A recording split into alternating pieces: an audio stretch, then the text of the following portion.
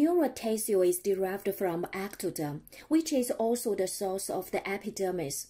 The progression from naive ectoderm cells to post-mitotic neurons involves several distinct steps and requires the integration of a number of the signaling pathways. Ectoderm cells are exposed to signals that will instruct the cells to become neural stem or precursor cells unless exposed to signals that divert them to alternative fates. Thus, neural induction is defined as the step when ectoderm cells become specified as neural stem or precursor cells.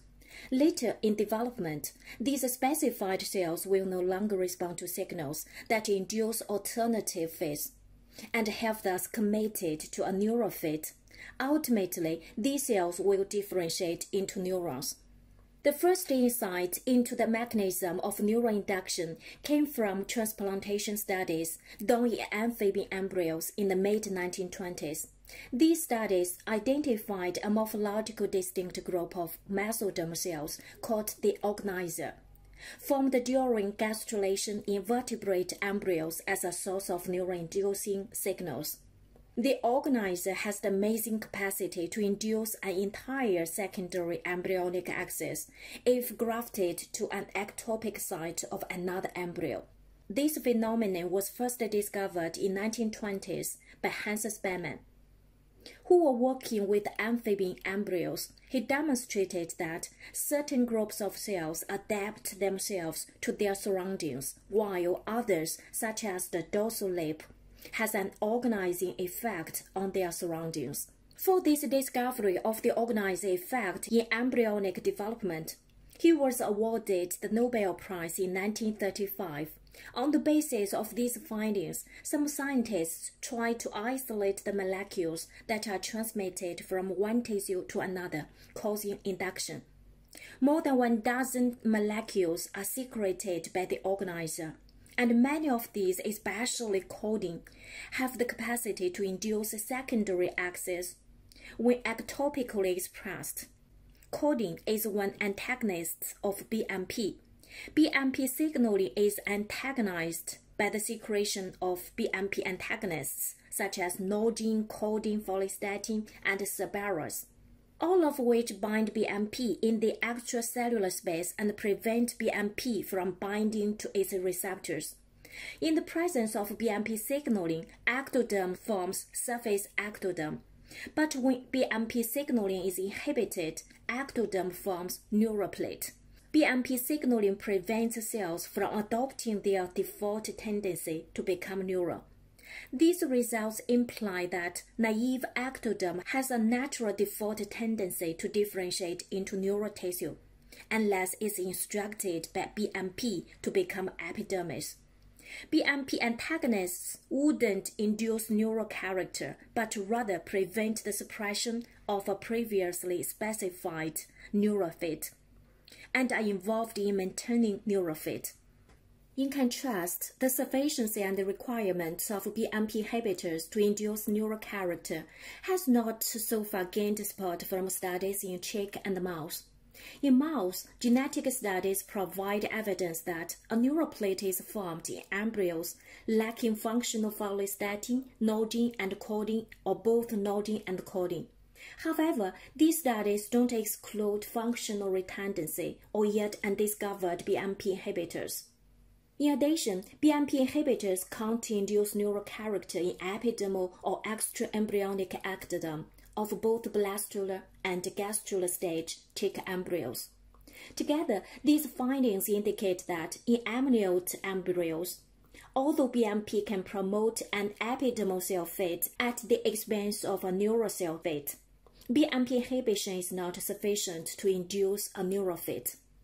In addition to antagonizing the BMP signaling pathway, the organizer induces neural plate by secreting other growth factors, such as FGF, fibroblast growth factor. At the blastular stage, medial epiblast cells express FGFs, but not wings. FGF signaling activates two distinct transduction pathways in epiblast cells. First, the repression of BMP expression, And second, the promotion of a neural fate by a pathway independent of the repression of BMP expression.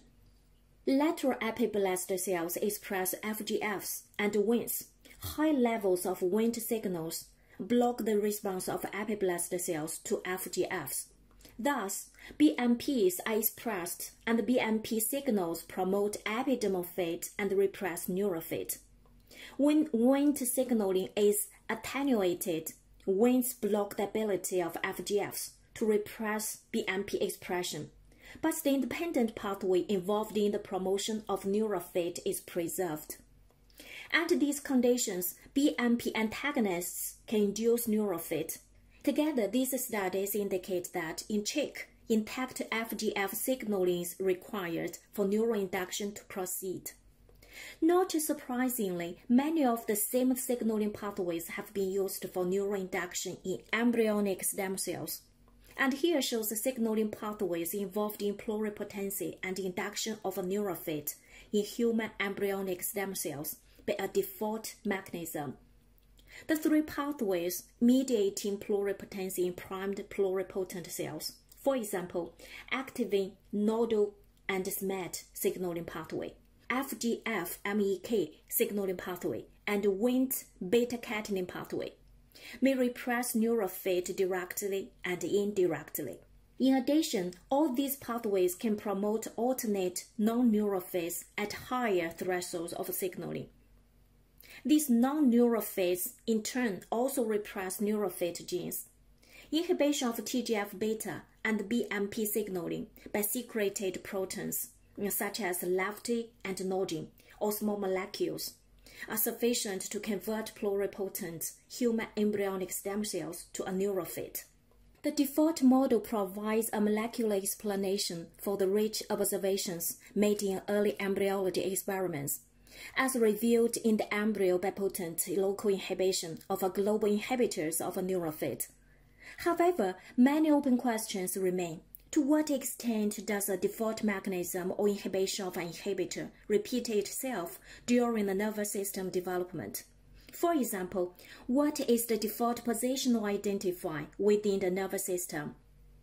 How is the dynamic aspect of signaling and signal inhibition regulated at the network level? Future work in comparative developmental biology and evolution in diverse systems will begin to furnish responses to some of these questions. Well, this is the neural induction. Thanks for listening.